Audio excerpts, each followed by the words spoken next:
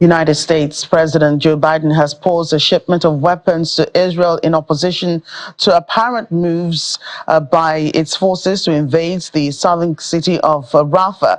President Biden has been trying to head off a full-scale assault by the Israelis against Rafah, where they are seeking refuge.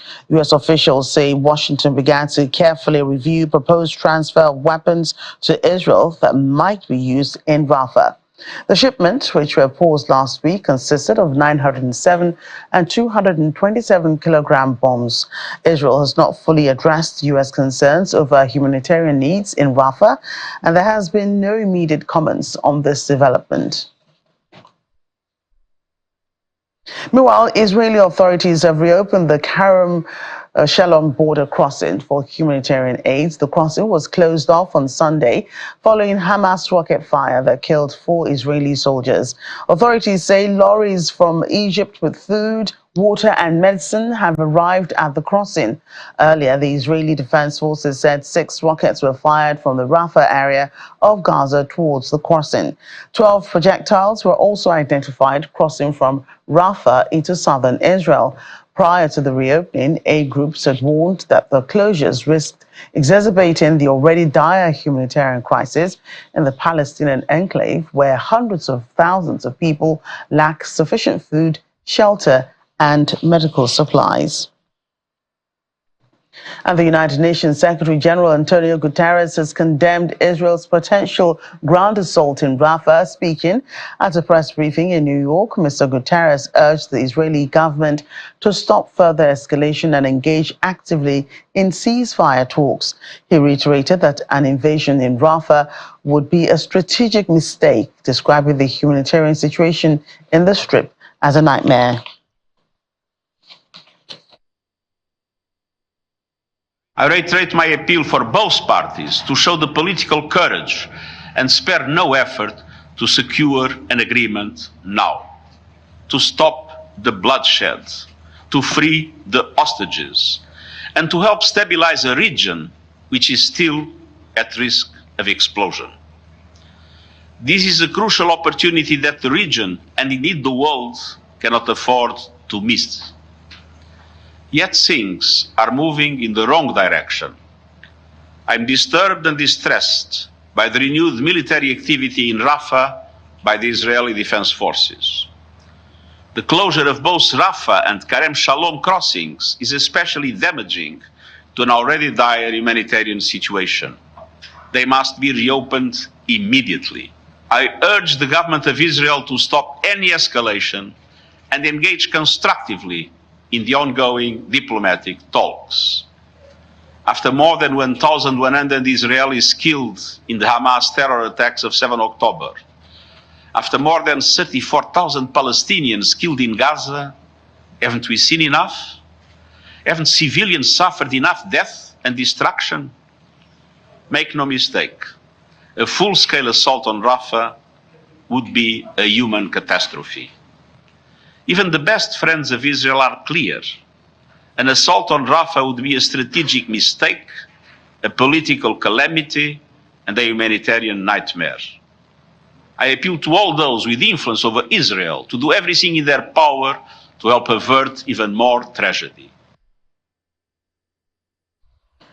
Meanwhile, Qatar's foreign ministry has condemned Israel's proposed occupation in Rafah, urging the international community to prevent an assault there.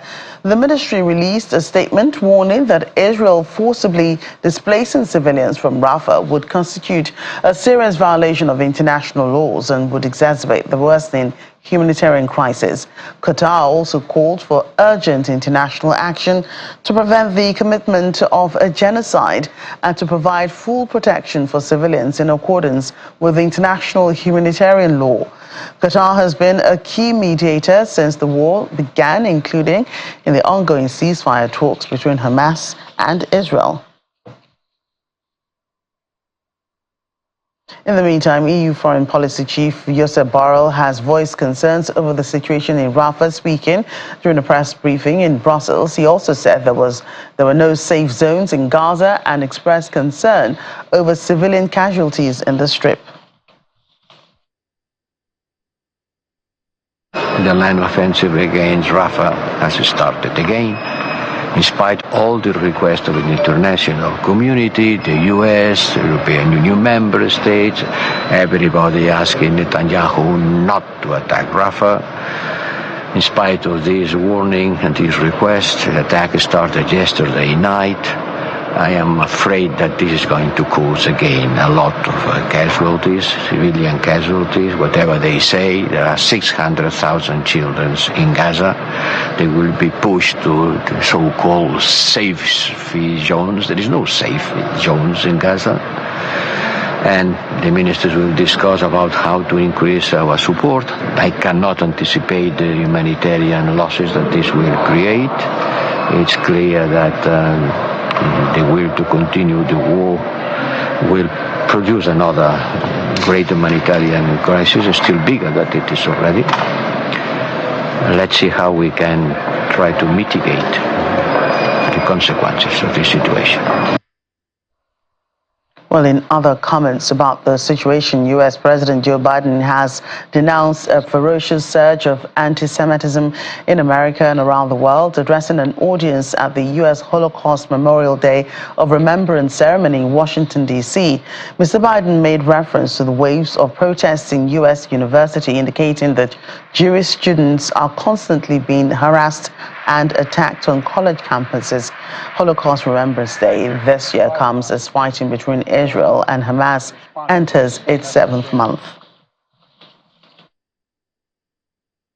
That hatred was brought to life on October 7th in 2023. On the sacred Jewish holiday, the terrorist group Hamas unleashed the deadliest day of the Jewish people since the Holocaust. Here we are, not 75 years later, but just 7.5 months later. And people are already forgetting. They're already forgetting that Hamas unleashed this terror. It was Hamas that brutalized Israelis. It was Hamas who took and continues to hold hostages. I have not forgotten, nor have you, and we will not forget. Too many people denying, downplaying, rationalizing, ignoring the horrors of the Holocaust. And October 7th, including Hamas's appalling use of sexual violence to torture and terrorize Jews. It's absolutely despicable, and it must stop. Jews forced to keep their hide, to keep us under baseball hats, tuck their Jewish stars into their shirts. On college campuses, Jewish students blocked, harassed, attacked while walking to class. Anti-Semitism, anti-Semitic posters, slogans calling for the annihilation of Israel, the world's only Jewish state.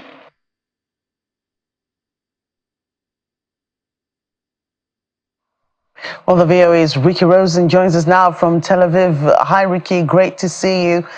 How are Israeli officials reacting to the news of the pause in U.S. weapon shipment amid the Rafah invasion concerns? Well, according to the Israeli army spokesman, disagreements between Israel and the U.S.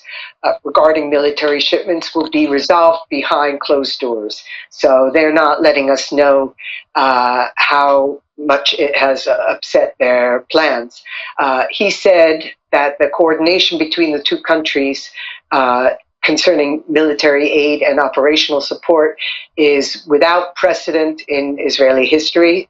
Those are his words, including especially the operational support from the U.S. 3 weeks ago when Iran shot 350 missiles into Israel, and the U.S. helped shoot them down before they could do damage on the ground in Israel. And the U.S. is an ally of Israel, vice versa. But the U.S. president has really gone on to tell the Israeli Prime Minister that he does not support an invasion of Rafah, which is why there's a pause in delivery of weapons. Be that as it may, how does this affect the morale of the IDF, who are still continuing operations in eastern Rafah? It doesn't really impact the immediate needs of the Army because the American military equipment that we're talking about is not scheduled to arrive for some time.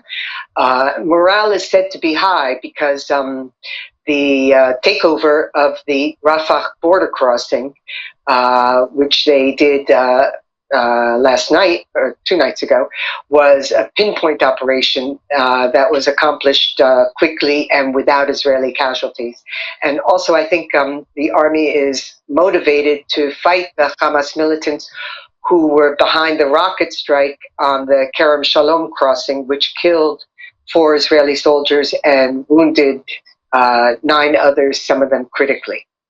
Is this perhaps, an attempt by the U.S. government to assert some pressure or increase pressure on the Israeli government to stop an all-out invasion of Rafah and to accept the terms of a ceasefire? Yes, it surely sends a very clear signal that the U.S. is prepared to act on its opposition to an all-out invasion of Rafah, which would certainly create an even bigger humanitarian catastrophe than has already been created in northern Gaza. And everybody has been saying that there are 1.5 million Palestinians being sheltered in Rafah with no place to go if there's an all-out invasion. And during this time, Netanyahu has continued to insist that he will pursue this Rafah operation, despite the U.S. opposition and despite the ongoing talks for a ceasefire and hostage release. And now it appears that he may have to pay for ignoring the U.S. warnings. Right, and the U.S. supports Israel to a large extent. We've seen that. Despite this, President Biden has told Israel not to go into Rafah. If Israel eventually does, attack or it does carry out the ground incursion on Rafah, will this change the game in the relationship between the United States and Israel?